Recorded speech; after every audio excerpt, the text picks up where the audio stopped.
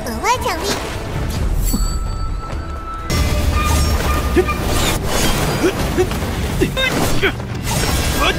无心之道，就这点本事，还出来搞偷鸡？哎，坐下。本皇子此次什么？你就是秦说？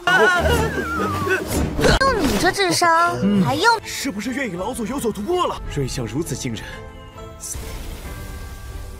之前三神子一直在玉之浮空岛闭关，18神子疯了，他怎么敢上去跳？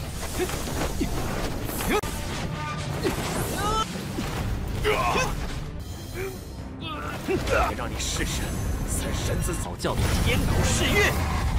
你不过是三神子，而敢！本神子早就上体，大日横空，光耀万古。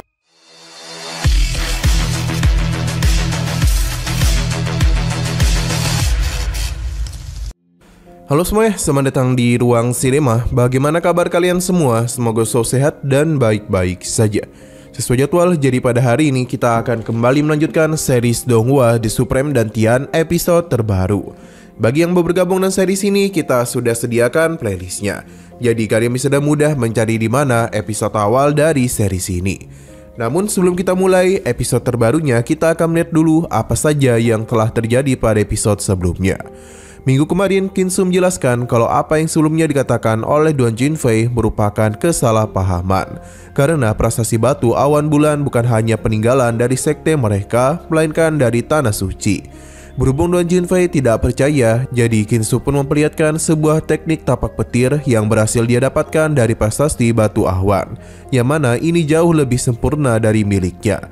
Alhasil semua orang pun menjadi sangat terpukau dengan kekuatan miliknya. Selain itu, Kinsu juga telah menemukan kitab Zhongyang dari sekte Yaoqi, yang tentu saja membuat Yang Xing'er senang. Setelah semua itu, Kinsu pun memutuskan untuk pulang ke kediamannya. Hanya saja dia diberitahu kalau peri kupu-kupu yang bernama Bai telah kembali. Kinsu tidaklah menyukai peri itu, pasalnya dia seringkali menghukum dirinya. Jadi Kinsu berencana untuk mengusirnya. Namun sayang sekali gadis ini tidaklah tahu di mana rumahnya. Maka karena itulah Kinsu harus mengantarnya. Sekarang kita akan melanjutkan episode terbarunya.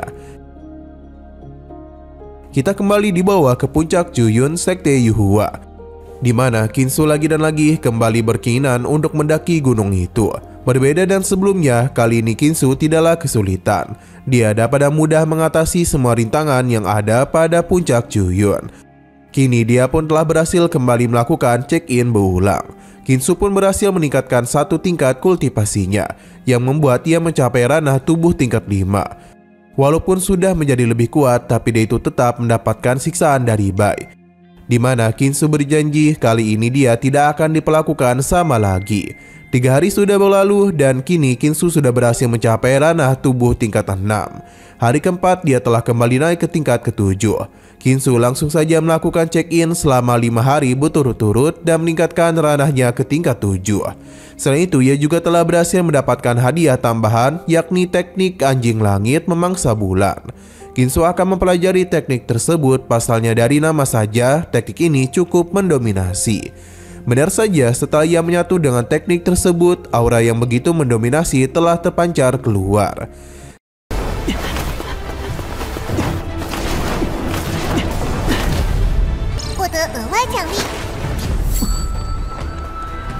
Xian berpindah ke sosok bernama Li Daoran. Ia merupakan anak dewa ketiga dari sekte Yuhua. Saat ini dirinya tengah melakukan latihan dan bantuan sebuah dupa. Di tengah latihannya, Li Daoran pun menerima sebuah laporan dari Zhang Jin. Sejak Kinsu mempermalukan Duan Jinfei di hadapan gadis suci Yaoqi, telah membuat Duan Jinfei mengurung diri selama beberapa hari. Dia bahkan tidak niatan untuk keluar. Li Daoran memberikan pujian kepada Kinsu, pasalnya dia tidak pernah menduga kalau sampah itu akan memiliki sedikit kemampuan. Ia pun meminta Zhang Jin untuk mempersiapkan prajurit lebih dari 1000 karena bagaimanapun mereka harus segera bertindak. Tapi Zhang Jin takut pasalnya ranahnya baru berada di tingkat 6. Jadi tidaklah mungkin dia bisa mengalahkan Duan Jinfei. Tapi Li Daoran tidaklah mengutusnya untuk Duan Jinfei, melainkan mengurus Kinsu. Setidaknya mereka harus memukulnya sampai cacat. Zhang Zi paham jika dirinya melakukan hal itu, maka yang akan disalahkan hanya Duan Jinfei saja. Dan begitu, Xin Fatian akan meyakini kalau Duan Jinfei adalah pelakunya dan tidak akan membiarkannya. Zhang Zi memberikan pujian atas rencana hebat tuannya. Dengan begitu, mereka tidaklah perlu menggunakan banyak tenaga untuk mengurusi dua orang sekaligus. Li Doran menjanjikan hadiah yang lebih besar jika rencana itu berhasil. Bahkan pil yang ia baru berikan mampu meningkatkan satu level pada ranahnya. Zhang Zi yang senang pun memutuskan untuk pergi. Nah, ternyata rencana itu didengarkan oleh Tetua Chen yang merupakan guru dari 7 anak dewa. Meskipun rencana Li Doran sangatlah hebat, tapi jika mereka membiarkan Zhang Zi tetap hidup, maka rencana mereka bisa saja terbongkar. Li Doran sudah memikirkan hal itu, maka karena itulah dia telah memberikannya sebuah pil, yang mana hal itu akan menghabisi nyawanya dengan sangat mudah. Tetua Chen tidak menduga tuannya akan berpikir sampai sejauh ini. Kembali kepada Qinsu, di mana dia masihlah belum puas melakukan check-in berulang. Pasalnya ini terlalu lambat dalam meningkatkan ranahnya. Jadi dia itu harus menemukan upacara Agung Dongyu. Tapi sesaat kemudian sebuah serangan telah menghampirinya. Tidak hanya itu, namun pertarungan juga telah terjadi antara Qinsu dan Zhang Zi. Dalam pertarungan itu, Qinsu bertanya siapa yang telah mengutusnya karena begitu berani mengganggu putra dewa. Tapi Zhang Zi tidak menjawab dan melakukan penyerangan lagi kepadanya. Tapi Qinsu jauh lebih kuat. Karena tidak yang diremehkan olehnya, Zhang Zi pun kembali melakukan pertarungan dengan lebih serius. Namun semua itu tetap tidak ada gunanya.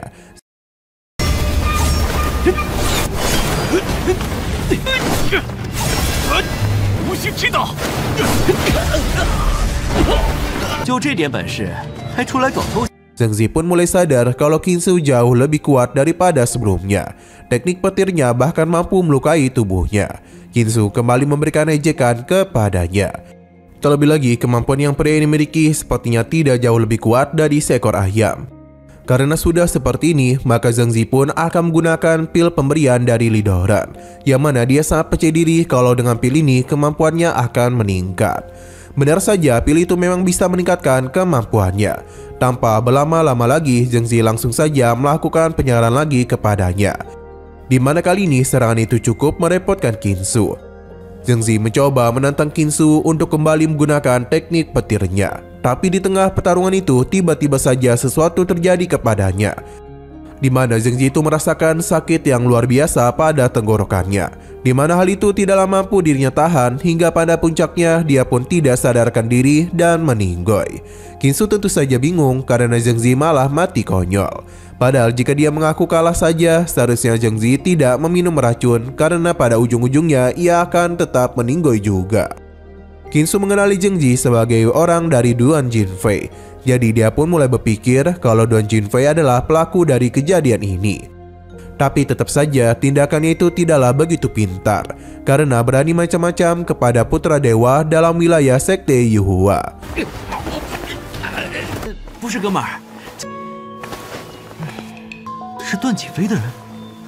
Xin kembali kepada Li Doran, di mana dia sudah tahu kegagalan yang Zhang Zi alami.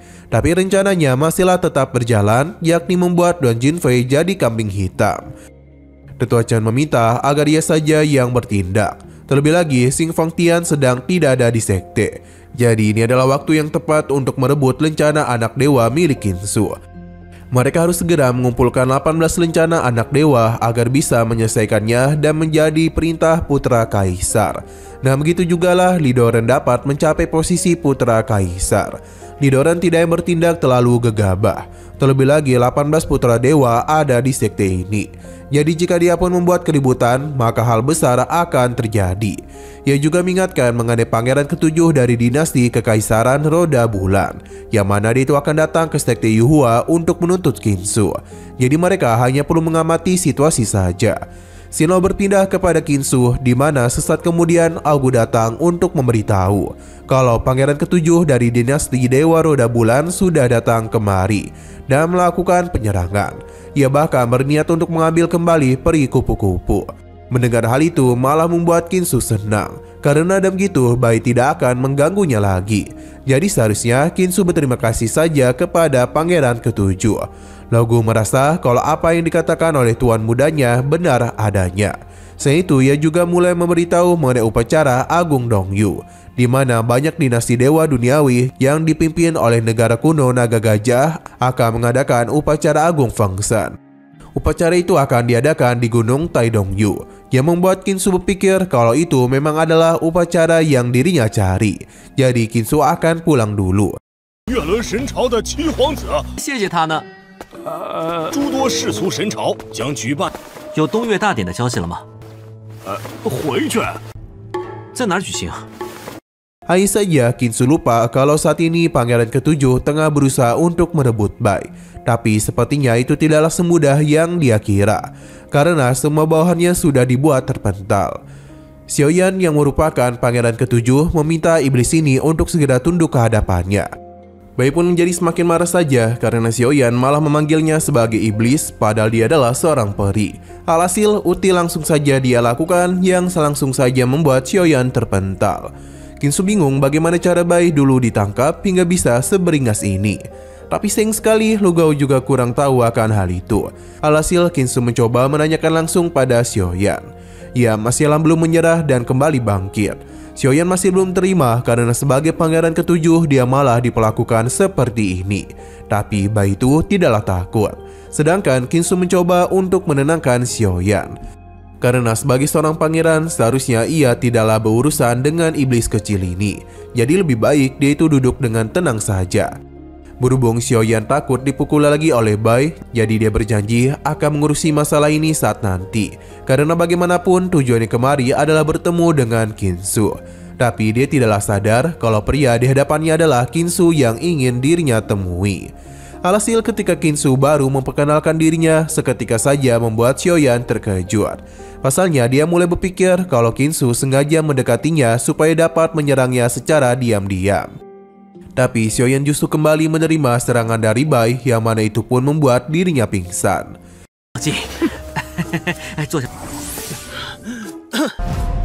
本皇子此次什么？你就是秦说？用你这智商，还用得着？ Sesaat kemudian, Xiaoyan pun sadarkan diri di mana Qinsu mengajaknya untuk minum teh agar bisa menenangkan dirinya. Tapi Xiaoyan justru kembali menjadi panik dan memintanya untuk bertarung secara adil. Padahal Qinsu tidak niatan untuk melakukan hal tersebut. Hanya saja Xiaoyan tetap ingin bertarung dengannya, hingga Bai pun menghentikan semua itu. Tidak yang dipukuli lagi, Xiaoyan pun memilih untuk diam saja. Terlebih lagi saat ini dirinya juga tengah kehausan.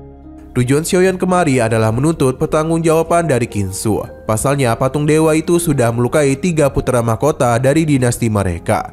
Bahkan 2 putri mahkota juga harus terluka.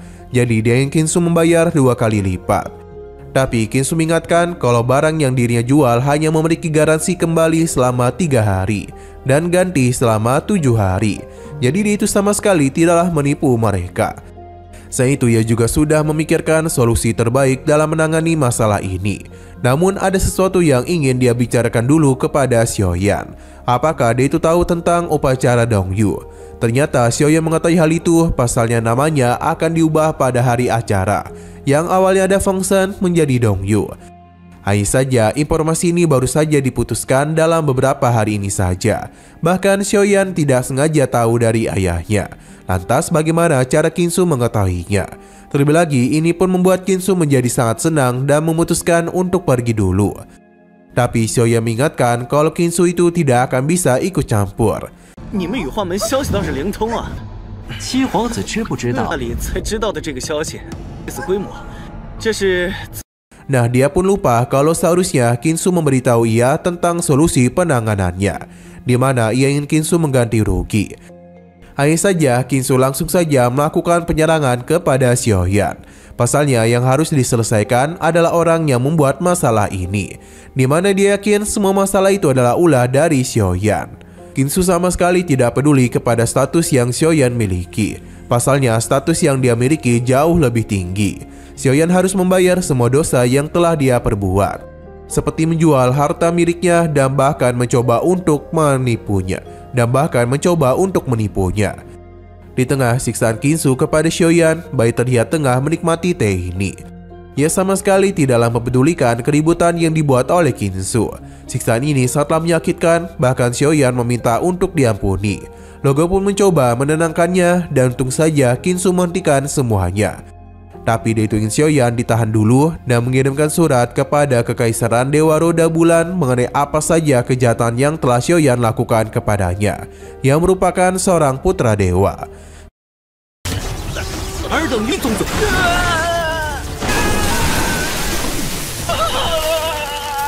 死罪可免，活罪难逃。拿钱赎人，本神子要让。 Xiao berpindah lagi ke kediaman dari anak dewa ketiga, di mana Li Doran tidak menduga kalau pangeran ketujuh tidak hanya gagal dalam mengatasi Kinsu, namun malah dipemalukan olehnya. Selain itu, Kinsu juga bisa memutarbalikkan keadaan dengan meminta Istana Dewa Roda Bulan untuk membayar uang tebusan. Li Doran pun menjadi semakin tertarik kepada Kinsu. Li Doran benar-benar tertarik kepada Kinsu. Pasalnya, ia kira mendapatkan token dewa dari Kinsu akan mudah. Tapi sekarang situasi mulai agak berubah. Tetua Chen menyarankan Li Doran untuk menggunakan Paman Xin dalam mengatasi hal ini. Tapi Li Doran tidak ingin terlalu terburu-buru. Ia akan melihat apa yang bisa Kinsu lakukan. Kembali kepada Kinsu, di mana sekarang mereka tengah berada di hadapan 7 pulau yang dibangun di udara. Setiap pulau memiliki keunikannya sendiri, tapi ketujuh pulau tetap memiliki jalinan repelitasnya sendiri. Jadi dapat membantu mereka untuk menjadi kuat. Inilah keunggulan dari ketujuh pulau. Para leluhur sendirilah yang akan memberikan izin. Begitu pula dengan para anak dewa yang harus menerima izin dari mereka. Rumornya hanya putra Dewa Agung, putra kedua dan ketiga yang sudah menjadi murid dari berbagai leluhur yang membuat mereka menerima metode untuk bisa mendarat di salah satu 7 pulau. Mereka juga diizinkan untuk berlatih di pulau itu. Inilah pertama kalinya Kinsu mendengar hal tersebut. Ini sangatlah wajar, pasalnya Kinsu tidak terlalu tertarik dengan masalah itu, karena ia terus berurusan dengan setan-setan kecil. Kinsu pun baru menyadari kemana yang lainnya pergi. Karena sepanjang hari ini dia hanya melihat bayi saja. Logo menjelaskan kalau para peri kecil lainnya sudah dikirim kembali ke kampung halaman masing-masing. Semua itu terjadi karena Kinsu telah kehilangan banyak uang untuk membantu Bai mencari kampung halamannya. Ini tentu saja membuat Kinsu terkejut. Karena sejak awal dirinya memang sudah miskin, ditambah dengan seperti ini maka akan sulit baginya untuk bangkit. 见不得别人吃丝。 我哪里来的重金啊？ 府内早就穷得叮当响。 Logo pun baru sadar kalau beberapa hari ini mereka mendapatkan uang dari mana. Alhasil Bai pun memberitahu kalau dia telah melakukan peminjaman kepada putra dewa ke-14 bernama Jueba.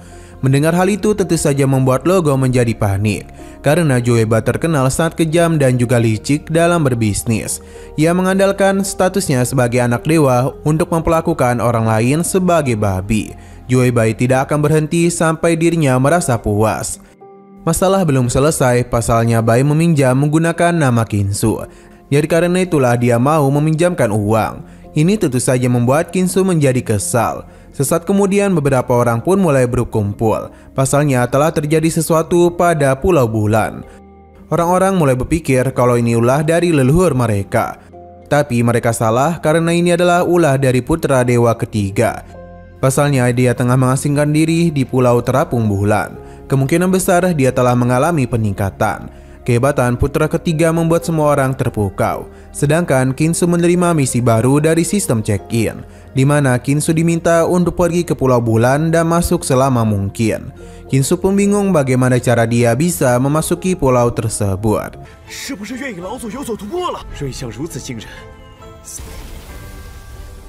之前三神子一直在预知浮空岛闭关。 Di sisi lain, Li Doran ini telah berhasil menyelesaikan pengasingannya. Semua murid memberikan hormat kepadanya dan juga memberikan pujian kepada Li Doran. Mereka masihlah terpukau akan kehebatannya. Karena bagaimanapun, Li Doran itu memiliki tubuh yang tak biasa. Bisa dikatakan dia memiliki tubuh yang tak terkalahkan. Jadi dengan kehadirannya, maka sekte Yuhua tidak akan terkalahkan. Bagi Kinsu, Li Doran itu tidaklah sehebat itu dan mereka terlalu melebih-lebihkannya saja. Hal ini dibenarkan oleh Bai. Melihat Kinsu yang tidak memberikan hormat membuat pria ini kesal. Tapi Logo memberitahu kalau mereka tidaklah perlu melakukan hal itu. Lidoran tentu mengenal Kinsu dan masih menganggapnya sebagai sampah. Kinsu tidak terlalu peduli dan meminta Lidoran untuk mengundangnya ke pulau itu. Lidoran bisa saja melakukan hal ini selama Kinsu mau memberikannya pedang Putra Dewa. Kinsu setuju asalkan Lidoran memiliki kemampuan untuk mengambil hal tersebut dari tangannya. Alasan Kinsu sebenarnya ini karena ia sendiri tidak tahu di mana pedang Putra Dewa berada. Jika Lidoran membantunya menemukan hal itu, maka ini akan jauh lebih mudah. 出门就能被人套麻袋。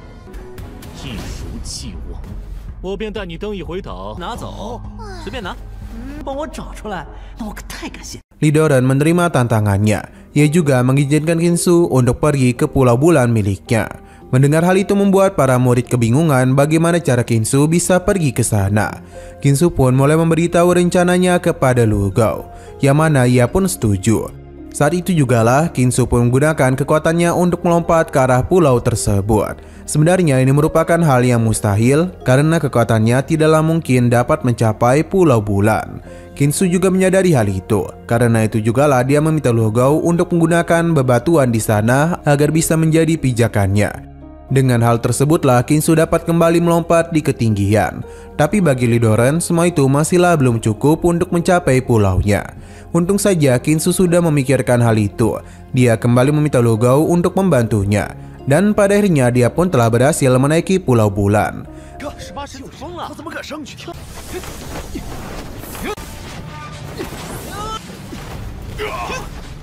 Baru saja tiba, Kinsu langsung dapat merasakan energi spiritual yang berbeda dengan area bawah. Ia akan memanfaatkan waktu yang ada. Sesaat kemudian, sistem check-in pun memberitahu kalau Kinsu telah berhasil menyelesaikan misinya. Ia pun diberikan hadiah, yakni tubuh Dewa Matahari. Menerima hadiah ini tentu saja membuat Kinsu senang, karena itu merupakan hal yang luar biasa. Lidoran memberikan pujian kepada kepintaran Kinsu. Tapi Kinsu masihlah menikmati pulau ini. Ia menjadi tidak heran mengapa banyak orang ingin pergi kemari, karena energi spiritual yang begitu melimpah. Setidaknya 10 kali lebih besar dari area bawah. Tapi Lidoran menyadarkannya karena untuk dapat berlatih di sini, Kinsu harus mendapatkan dukungan dari leluhur dulu. Dan begitulah dia baru bisa diizinkan. Pelayan Lidoran memberikan ejekan kepada Kinsu karena sebagai putra dewa ke-18 ia tidaklah memiliki bakat yang hebat dan hanya mengandalkan status keluarganya saja. Ia yakin kalau Kinsu tidak akan dapat turun dari tempat ini. Kinsu meminta kacung Lidoran untuk diam karena ia sepertinya tidak tahu dengan peraturan yang ada. Lidoran tidak mau memperpanjang masalah dan meminta Kinsu untuk segera menyerahkan pedang Putra Dewa. Tapi Kinsu tidak mau, yang membuat Lidoran kesal. Sebenarnya Kinsu tidaklah mempermainkannya, pasalnya ia juga tidak tahu di mana pedang Putra Dewa yang dia maksud. Jadi lebih baik Lidoran membantunya dalam menemukan pedang itu. Keronco ini tiba-tiba saja melakukan penyerangan kepadanya, tapi Kinsu sudah mudah menendangnya. Tidak ingin diperlakukan seperti ini, jadi keronco ini pun akan memperlihatkan kalau Kinsu telah salah berurusan dengannya. Serangan langsung saja dia kerahkan, tapi ini merupakan makanan bagi kekuatan Kinsu. Ia langsung saja melakukan serang balik yang tentu saja mengejutkannya. Kinsu mencoba menyadarkan pria itu karena dia hanyalah anak buah dari Putra Dewa saja. Sedangkan yang dihadapi adalah seorang Putra Dewa. Kinsu pun memberikan hukuman kepadanya yang berani meremehkan dirinya. Serangan Kinsu langsung saja melahap pria tersebut. Kinsu sudah memperingatkan Lidoran untuk menjaga peliharaannya.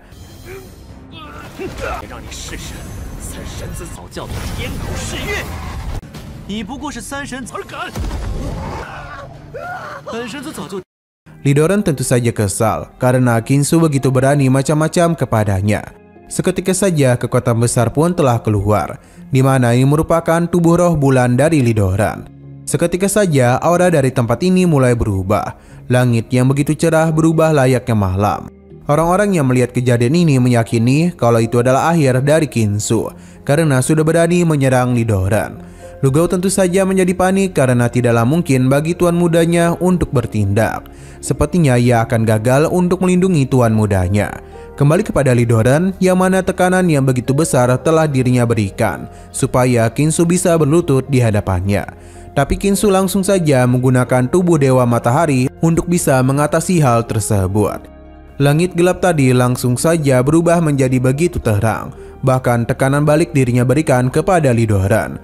Ia pun bingung bagaimana hal ini terjadi. Para murid seketika saja terkejut karena tidak pernah menduga kalau Kinsu juga memiliki tubuh dewa kuno. Bahkan ini merupakan tubuh dewa super kuno yang legendaris. Lugao sangatlah senang pasalnya tubuh dewa matahari telah muncul dan dimiliki oleh tuan mudanya. Tubuh Li Doran teruslah ditekan oleh kekuatan Kinsu, yang mana ini tidak diduga olehnya. Kinsu meminta Li Doran untuk memberikan hormat kepadanya, tapi Li Doran tidaklah studi dan terus memberikan perlawanan.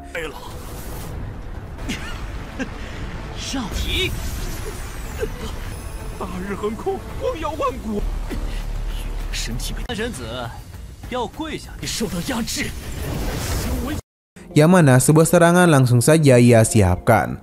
Sebelum semua itu terjadi, seorang leluhur pun telah muncul untuk menghentikannya, tapi Li Doran tidak peduli. Untung saja serangannya itu dapat dihancurkan dengan mudah oleh leluhur ini. Sosok ini merupakan Yang Ming, salah satu leluhur yang terkenal. Semua orang pun memberikan hormat kepadanya, begitu pula dengan Bai. Sedangkan Kinsu menganggapnya begitu keren. Yang Ming memuji kehebatan dari Kinsu karena dapat membangkitkan tubuh dewa matahari. Jadi mulai hari ini Yang Ming pun memberikan dukungan kepadanya dan memintanya untuk pergi ke Pulau Yang untuk berlatih. Berita ini sangatlah sulit dipercaya oleh semua orang karena ini sudah cukup lama tidak terjadi. Terlebih lagi leluhur Yang Ming bukanlah sosok sembarangan. Kinsu pun dibawa pergi olehnya. Sebelum itu Kinsu berpamitan kepada Li Doran dan memintanya untuk kapan saja datang menemuinya, yang tentu membuat Li Doran menjadi begitu murka.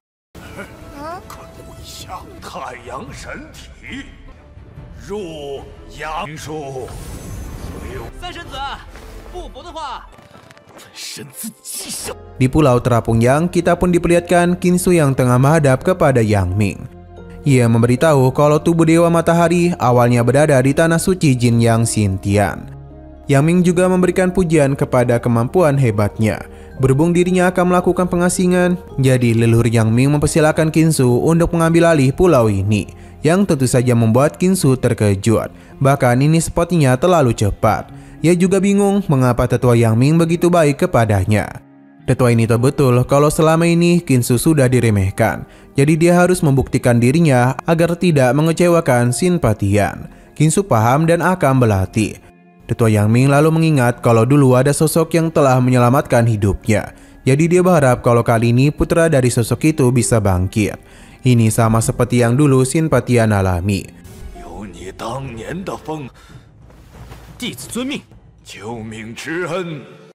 Berpindah ke kediaman dari putra dewa ketujuh, Yaman Don Jinfei tidak menduga kalau Kinsu memiliki kartu andalan. Tindakannya kali ini bahkan mempermalukan Li Doran. Selain itu, leluhur Yang Ming menampakkan dirinya setelah waktu yang sangat lama. Bagi tetua Chen, kehadiran Kinsu tidaklah perlu diperhatikan. Terlebih lagi, putra dewanya masihlah memiliki kartu andalan yang belum dibuka. Berhubung Kinsu sudah membuka semua kartunya, maka ini merupakan kesempatan bagi mereka untuk mengambil tindakan. Tapi Don Jinfei tidak terlalu terburu-buru. Terlebih lagi saat ini Kinsu tengah berada di Pulau Terapung. Ia ingin melihat apakah di sana dia akan kembali mendapatkan bantuan atau hanya dapat menonton kesengsaraan lainnya. Saat kemudian Don Jinfei pun mulai melakukan latihan, di mana saat ini dia tengah berhadapan dengan roh harimau putih. Dalam pertarungan itu, Don Jinfei dan sangat mudah memberikan tekanan kepada harimau itu dan juga mengalahkannya.